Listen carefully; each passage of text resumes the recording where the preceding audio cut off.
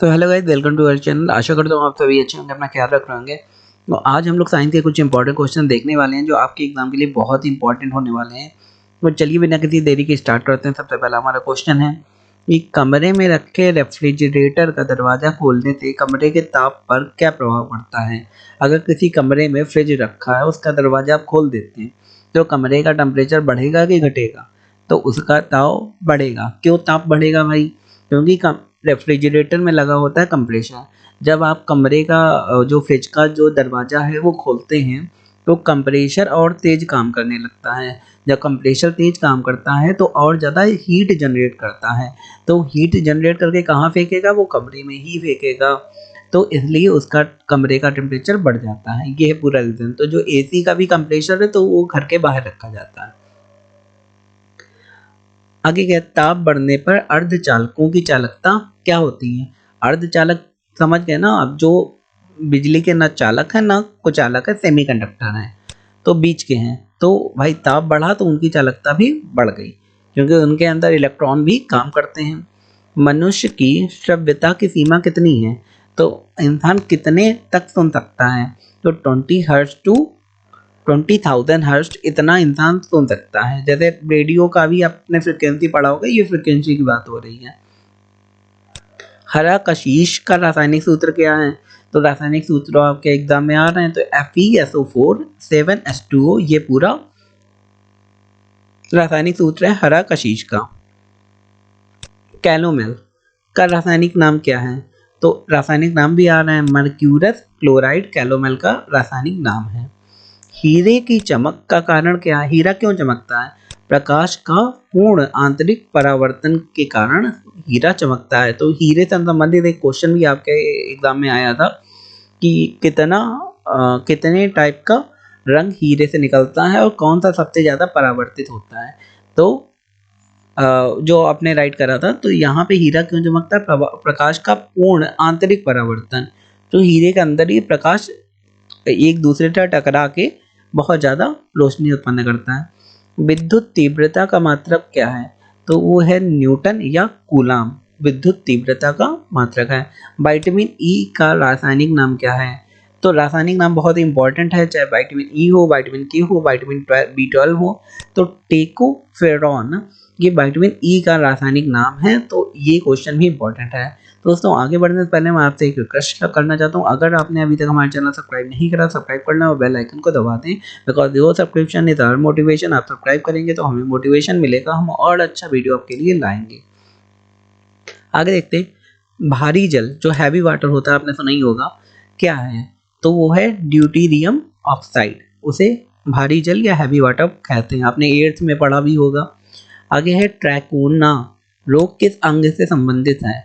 तो हमारी आंख से ट्रैकोना रोग संबंधित। आप इससे भी याद कर सकते हैं, जैसे हमारी आंख में रेटिना होता है, उसी से याद कर सकते हैं ट्रैकोना, और आंख से आपके दिमाग में तुरंत आ जाएगा। हेपेटाइटिस बी वायरस, वायरस के बारे में काफ़ी HIV से रिलेटेड क्वेश्चन आया था। किस प्रमुख रोग के लिए जिम्मेदार है? तो हमारा जो पीलिया होता है वो हेपेटाइटिस बी वायरस की वजह से होता है, जिसमें खून की कमी हो जाती है, शरीर बिल्कुल पीला पड़ जाता है। आगे, एपिलेप्सी रोग का संबंध किससे है? ये नाड़ी संस्थान से है। एपिलेप्सी का नाम आपने सुना भी होगा और रोग से संबंधित क्वेश्चन भी आपके में आ रहा है। AB रक्त समूह वाला व्यक्ति किस रक्त समूह के व्यक्ति से रक्त ग्रहण कर सकता है? तो भाई AB वाला AB दोनों तथा O रक्त समूह के व्यक्ति से रक्त ग्रहण कर सकता है। तो ये आपको इन्फॉर्मेशन है, पता होनी चाहिए। चेचक के टीके की खोज किसने करी थी? तो एडवर्ड जेनर ने चेचक के टीके की खोज करी थी। ये भी इंपॉर्टेंट क्वेश्चन है क्योंकि HIV का टीका और ये सब पूछे जा सकते हैं। दूध एक आदर्श आहार है, लेकिन इनमें से किन तत्वों की कमी होती है? दूध आदर्श आहार क्यों है? क्योंकि जो विटामिन B12 है वो आपको कहीं से नहीं मिलता, वो नॉनवेज से मिलता है। जो नॉनवेज नहीं खाते उन्हें दूध से मिलता है। बाकी कैल्शियम और बाकी हर चीज़ दूध में मिलती है, प्रोटीन, विटामिन सब कुछ, लेकिन उसमें आयरन एवं कॉपर नहीं होता। तो आयरन और कॉपर आपको बाकी चीज़ों से मिल जाता है। आगे, शेलिंग प्रतिशत। तो शेलिंग प्रतिशत क्या है? सेलिंग परसेंटेज मूंगफली की गुणवत्ता ज्ञात करने का एक आधार है। तो ये भी क्वेश्चन पूछा जा सकता है कि मूंगफली की गुणवत्ता कितनी निकाली जाती है? तो शेलिंग परसेंटेज से निकाली जाती है। शेलिंग प्रतिशत से क्या ज्ञात किया जाता है? तो मूंगफली में दानों का प्रतिशत ज्ञात करा जाता है कि भाई मूंगफली में दाने कितने, 2 या 3। विश्व का सबसे पुराना खाद्यान्न कौन सा है? तो हॉट वुलगेर। तो हॉट वुलगेर ये विश्व का सबसे पुराना खाद्यान्न है। आगे, किस बकरी को विश्व की दूध की रानी के नाम से जाना जाता है? मतलब कौन सी बकरी की जो प्रजाति है वो सानेन बकरी की प्रजाति है, जिसे queen of the milk queen of the world कहा जाता है, मतलब दूध की रानी।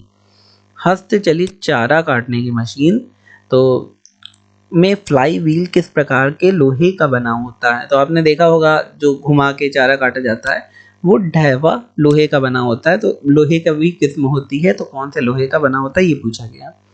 प्रति 100 ग्राम भैंस के दूध से कितनी ऊर्जा प्राप्त होती है? लगभग 90 कैलोरी ऊर्जा आपको मिल जाएगी प्रति 100 ग्राम भैंस के दूध से। भैंस का दूध गाय के दूध से ज़्यादा ताकतवर होता है। मनुष्य के रक्त में लाल रंग का कारण क्या है? हेमोग्लोबिन। ये क्वेश्चन आया भी था, वाइट ब्लड सेल्स और रेड ब्लड सेल्स क्वेश्चन जो थे।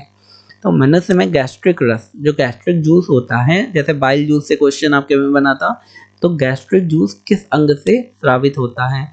तो वो आमाशय से स्रावित होता है। तो दोस्तों ये थे आज के हमारे इंपॉर्टेंट साइंस के क्वेश्चन। आई होप आपको वीडियो अच्छा लगा होगा, इन्फॉर्मेटिव लगा होगा। अगर लगा है तो हमारे चैनल को लाइक शेयर सब्सक्राइब करना ना भूलें, जिससे ये वीडियो आपको मिल सके और चैनल को ढूंढने में आपको दिक्कत ना हो। धन्यवाद।